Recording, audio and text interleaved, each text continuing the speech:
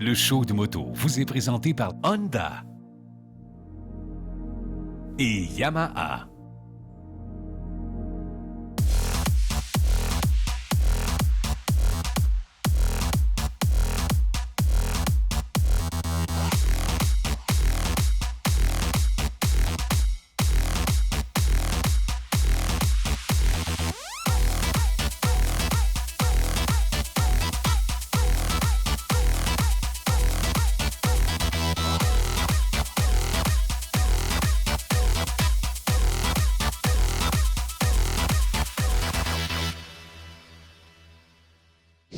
Bonjour les amis motocyclistes, bienvenue au show de moto. Cette semaine, on va parler de voyage. On en parle souvent, on adore voyager à moto. Et il y a beaucoup de Québécois qui vont à chaque année prendre leurs vacances au Mexique. Parfois, on décide de se louer une moto avec plus ou moins de succès côté moto ou côté randonnée. Mais la compagnie Fly and Ride, une compagnie québécoise, sont installés à Cancun et ils nous attendent avec une sélection de motos très intéressante. On est allé voir ce qu'ils avaient à nous offrir.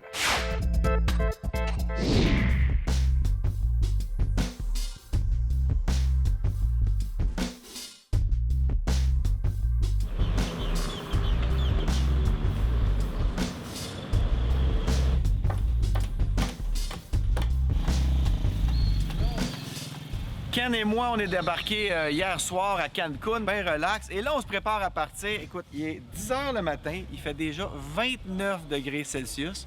Gros soleil, quelques petits nuages, donc une journée magnifique. On est au Mexique, il fait tout le temps beau ici. Et regardez la sélection de motos qu'on a. On peut choisir n'importe quoi là-dedans. C'est comme un rêve, écoute. Du BM, du Harley, du Triumph. Il y a vraiment une belle sélection aussi.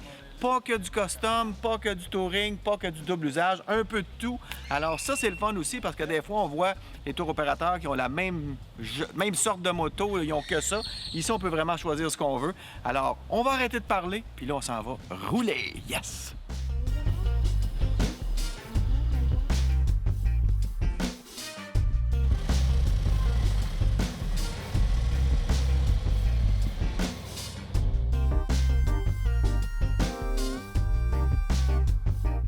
La première journée, on est allé dans le coin de Tulum, donc un aller-retour de Cancun de, c'est quoi, 130 km environ, aller seulement. Donc une petite journée parfaite pour s'acclimater à nos motos. S'acclimater aussi à la température qui est très chaude. Faut se traîner de l'eau, il faut vraiment être vigilant pour ne pas se déshydrater.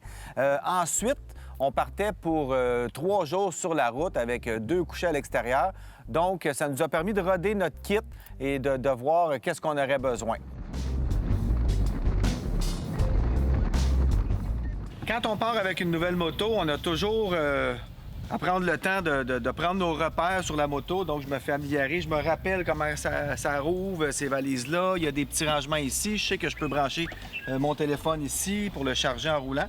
Et puis, je vais m'initier avec les Ape Hangers. Vous pouvez vous croire, depuis le temps que je fais de la moto, j'ai jamais essayé ça. Je suis bien content.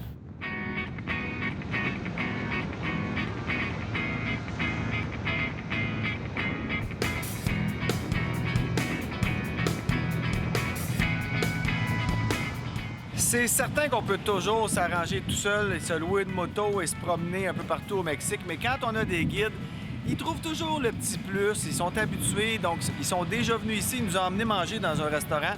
Il paraît pas vraiment beaucoup de la rue, mais on est passé devant, c'était un peu comme tous les autres. On est arrêté et on arrive. Regardez cette magnifique vue sur la mer, on a une super bonne brise. On n'a pas le temps de travailler notre tanne, de toute façon, dans mon cas, c'est inutile, mais on a le temps de manger, puis de relaxer, et puis après ça, de prendre des petites photos sur le bord de la mer, se tenir la main et rêver. Oui, rêver. C'est important de rêver.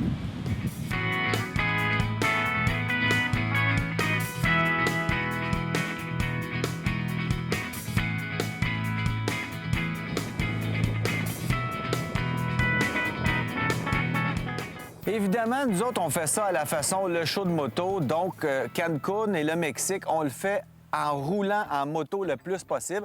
Alors, on est allé à Tulum, mais on n'est pas allé sur le site touristique des pyramides de Tulum parce qu'on n'a pas le temps. Nous, on veut rouler. On a découvert quand même des beaux endroits, un super beau restaurant au bord de mer où les gars nous ont emmenés. Même chose pour d'autres destinations qu'on a fait. En fait, la seule chose qu'on a vraiment visitée, c'est une cénotée, donc les espèces de caves intérieures avec de l'eau fraîche.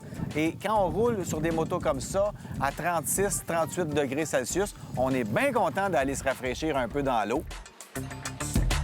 Bon, bien, ça fait quand même une bonne première journée pour s'acclimater d'abord à la température. Il fait chaud, ça me rappelle le Guatemala. On n'est pas si loin non plus. 30 degrés, pesant, chaud, humide. Puis en plus, sur une Harley-Davidson, ça dégage quand même un peu de chaleur, un petit peu. Alors, heureusement, j'étais bien équipé. Et quelle moto! Vraiment le fun à piloter, cette Road Glide-là. C'est une moto, tu t'assois dessus, tu te sens plus cool. Parce que, bon, d'abord, le son, le grondement, la position de conduite quand même, très confortable, les pieds un peu devant. J'avais aussi les highway pegs en bon français, donc je peux m'étirer les jambes, les mains hautes. C'est la première fois que j'essayais des Ape Pioneer aussi haut. Et on parle de 14 pouces quand même, donc vraiment, je le sens un petit peu dans les épaules, mais presque pas. On n'a pas roulé beaucoup aujourd'hui. On est allé de Cancun à Tulum, prendre un petit lunch, 140 km environ. Alors voilà, belle journée, bon départ. Il en reste 5. C'est le fun, hein? Vous voulez en apprendre plus sur la moto ou encore voir ce qu'on est en train de vous préparer pour la prochaine saison? Rien de plus facile. Allez faire un tour sur notre page Facebook, Le Show de Moto.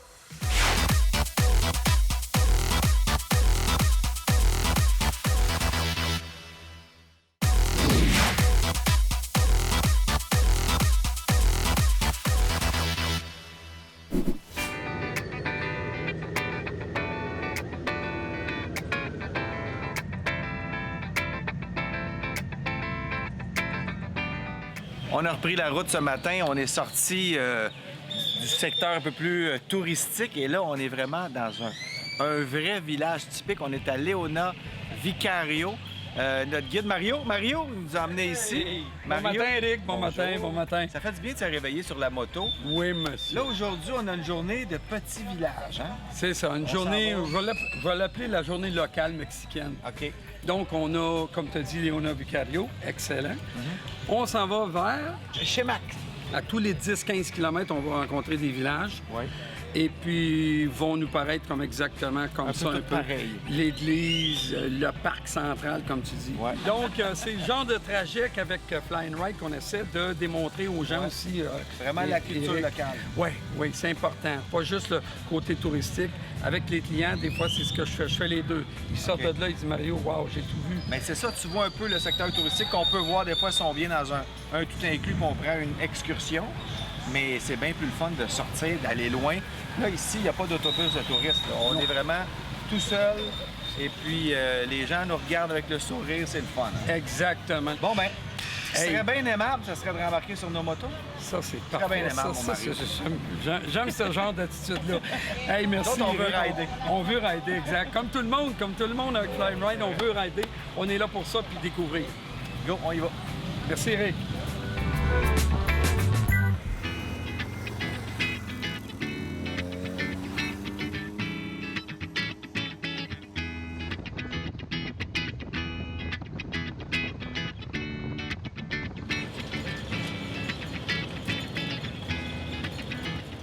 C'est super beau, mais il fait tellement chaud qu'on est bien content de s'arrêter à l'ombre. Le soleil tape, c'est incroyable.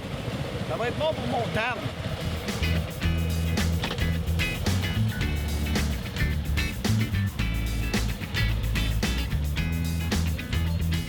Il fait très chaud au Mexique et c'est une des seules fois où vous allez me voir dans le show de moto rouler sans manteau de protection, simplement parce que c'était presque plus dangereux de perdre connaissance tellement il faisait chaud que de prendre le risque de rouler sans manteau.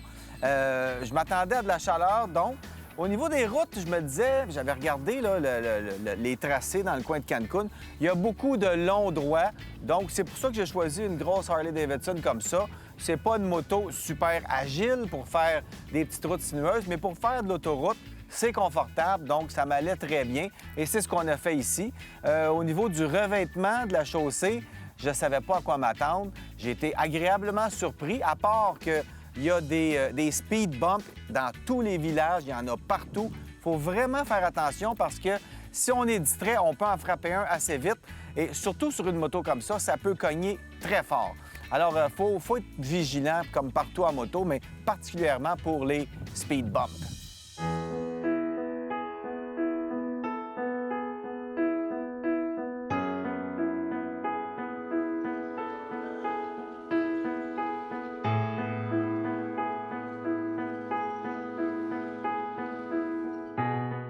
Hey, une cénotée avec de la belle eau fraîche dans une randonnée de moto où il fait 36 degrés maintenant au soleil, c'est une idée plus que géniale. Ah!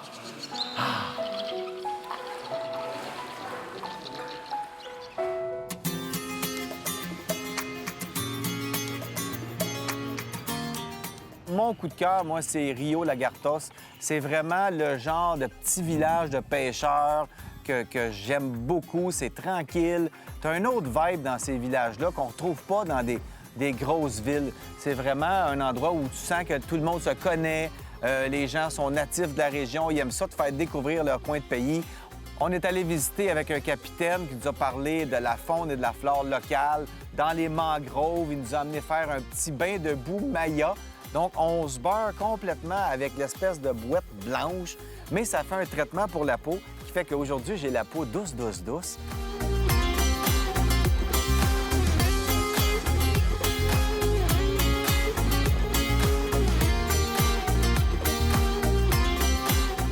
En plus, avec Fly and Ride, les voyages sont modulables. Donc, on arrive ici et si on veut rouler beaucoup à chaque jour, on peut le faire. Si vous êtes assez tough pour endurer la chaleur et rouler toute la journée, pas de problème, ça se fait.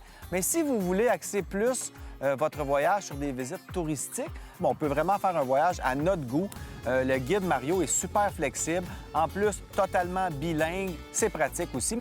Et évidemment, le tourisme, c'est une région très touristique, Cancun. Donc, si vous voulez faire autre chose que de la moto en fin de journée, vous voulez aller à des bons restaurants, visiter des endroits féeriques, des choses comme ça, il y en a plein aussi. Donc, tu as un peu le meilleur des deux mondes. Tu peux faire de la moto, mais tu peux aussi faire autre chose qui va venir complémenter ton voyage.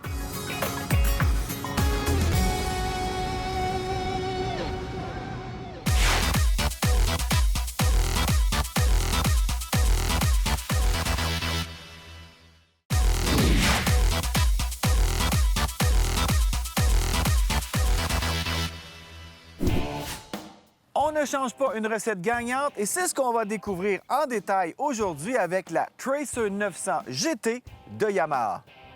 Évidemment, on ne change pas une recette gagnante, mais on peut quand même revoir certains éléments. Rappelez-vous, chez Yamaha, quand la FJ09 est sortie, elle a fait un tabac. On en a vendu beaucoup. Alors, Yamaha a vu le potentiel de développement de ce produit-là avec, entre autres, le bon tricylindre qu'ils avaient dans cette moto-là. La FJ09 est devenue la MT-09 pour enfin prendre l'appellation, la même qu'on avait en Europe, la Tracer. On a donc une Tracer 900 GT. Pourquoi le GT? Bon, d'abord, il y a une Tracer 900 ordinaire, de base, mais la GT est vraiment faite pour le tourisme sportif. Vous le voyez, c'est un ST, donc on a la position de conduite bien droite, un peu comme sur une moto hors route. On est bien assis là-dessus. Et on a les éléments GT pour le grand tourisme, donc une sacoche latérale de chaque côté. On peut même avoir un bon top case ici, un bon tableau de bord TFT qui est facile à lire en roulant. Et on a ce que j'affectionne particulièrement, un quick shifter, donc on peut lever les rapports de vitesse sans toucher à l'embrayage. Par contre, pour redescendre les rapports, il faudra utiliser le levier d'embrayage. Mais on a aussi une selle hyper confortable, qu'on soit seul ou à deux, et on peut l'ajuster selon notre grandeur. Par contre, les pilotes avec les jambes un peu courtes vont la trouver un petit peu haute parce que le minimum est à 850 mm. Donc, c'est pas une moto qui est facile d'approche pour les personnes avec un plus petit gabarit. Par contre, pour la moyenne des ours, ça fait l'affaire. Pour la passagère ou le passager, il y a une selle super confortable. On installe un top case ici et on va être très bien assis. C'est aussi une moto avec un tricylindre. Ce moteur-là a été prouvé chez Yamaha. 114 chevaux, 847 cc exactement, un moteur assez nerveux. Et on offre 3 modes moteurs qu'on peut sélectionner en roulant avec un bouton dédié ici. Donc, le mode A, B, C, c'est un peu plate comme appellation, mais ça veut dire, en gros, sport, normal ou urbain. On a aussi 2 modes de contrôle de traction, selon qu'on veut contrôler plus ou moins le dérapage en situation de pluie ou en début de saison, quand il y a beaucoup de gravier sur les routes. On peut le mettre en mode un peu plus sécuritaire. C'est sûr que si on la compare avec les autres motos de catégorie ST, qui sont peut-être un peu plus sport que touring, comme la Ducati Multistrada, la S1000 XR chez BMW ou encore la Super Duke GT chez KTM, elle est un peu désavantagée en termes de puissance.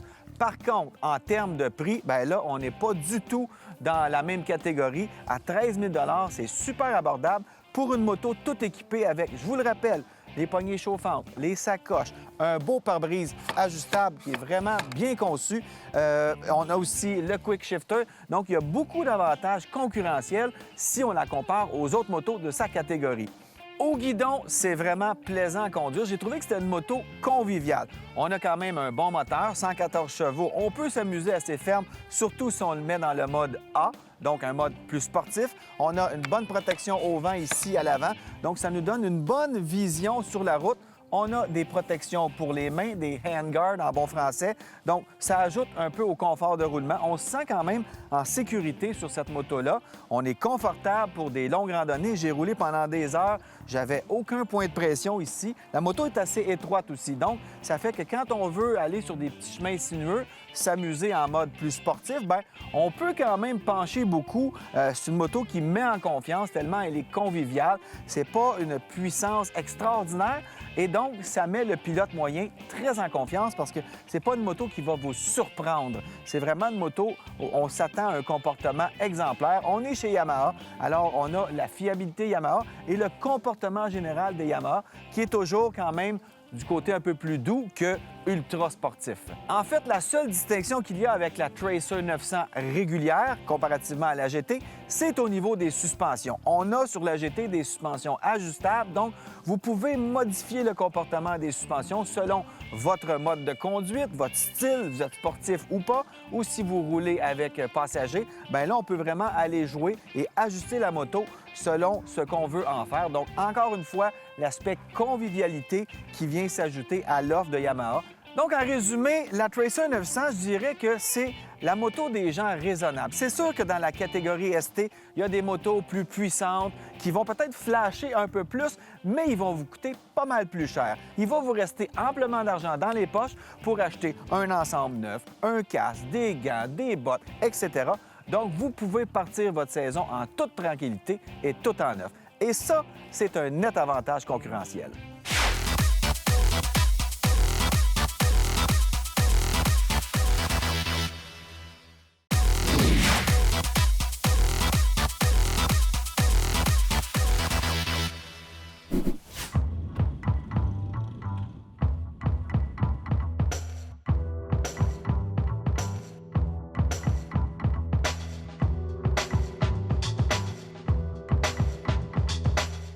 Fly and Ride, ben c'est Martin Bessette qui est derrière ça. Martin, tu tripes sur le Mexique. Pourquoi?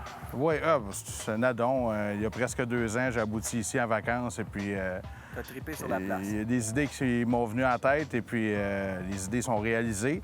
Depuis 2015, Fly and Ride existe, mais ça fait 10 ans que je transporte des motos en tant que tel. Ouais. Et j'avais l'idée d'un peu plus de challenge, donc j'ai opté pour le Mexique. Ben, oui. Mais toi, là, t'as pas juste envoyé des motos là avec quelques employés. T'as dit, j'y vais, je m'installe ici, t'as une maison ici. Ouais. Puis pour toi, la comparaison, mettons, entre rouler aux États-Unis et rouler au Mexique, ça serait c'est quoi? vraiment différent. On a des paysages de jungle qu'on n'a pas aux États-Unis. Ouais. La chaleur qui est toujours 12 mois par année. Ouais. Et comme des cénotés, comme on a visité ensemble, il y a des choses qui n'existent pas aux États-Unis, qui n'existent même pas partout ailleurs sur la planète. Hein. C'est ça. Il y a beaucoup de choses à voir. Puis Ouais. c'est un peu ça qu'on retrouve ici dans le Fly and Ride Mexique. C'est que, oui, on peut rouler, mais on peut aussi faire des visites.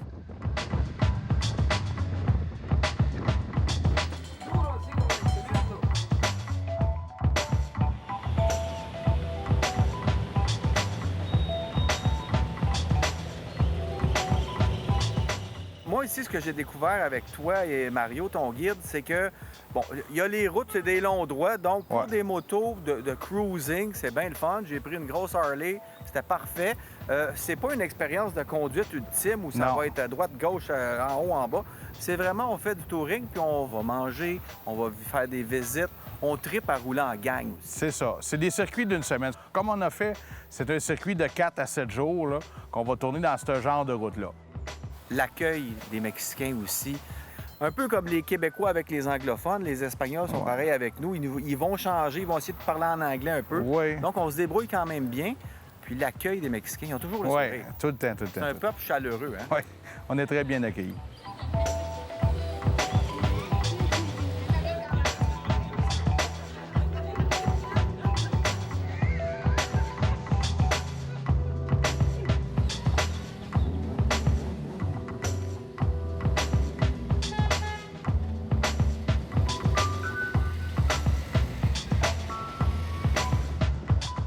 Et Fly and Ride, les voyages moto, ça continue aussi. On peut faire shipper nos motos un peu partout. C'est ça, c'est la division transport Canada-États-Unis basée à Drummondville. Oui.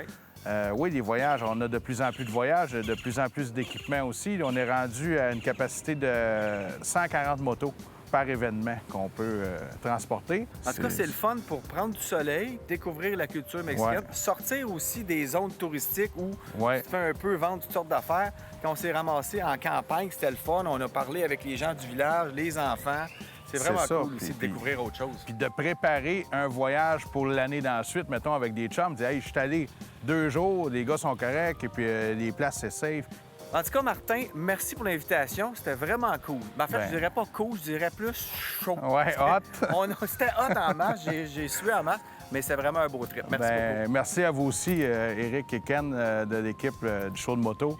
Ça a été vraiment un plaisir de vous accueillir. Et puis, on se revoit dans quelques mois. Oui, on est censé pour revenir. le Chiapas. Le Chiapas, en peut-être plus moto double usage. Je le ferai peut-être pas sur une grosse road glide, mais moto double usage au Chiapas en novembre, je pense que ça va se faire. Oui. Merci. Ben voilà, c'est ce qui complète notre 13e émission de la saison du show de moto. J'espère que ça vous a plu. J'espère que ça vous a donné le goût de voyager à moto ou de faire de la moto carrément. On va se revoir en mars prochain. D'ici là, si vous avez des événements moto à nous signaler, vous voulez qu'on aille rouler avec vous, couvrir vos événements de moto, faites-nous signe via notre page Facebook, Le Show de moto. Merci en passant à tous ceux qui nous ont accueillis cette année pour rouler avec nous et qui nous ont invités à faire des périples un peu partout dans le monde. C'est très apprécié et ça donne un bon show, j'espère. Alors, soyez prudents sur les routes cette saison. Bonne saison de moto à tous. Le show de moto vous a été présenté par Honda et Yamaha.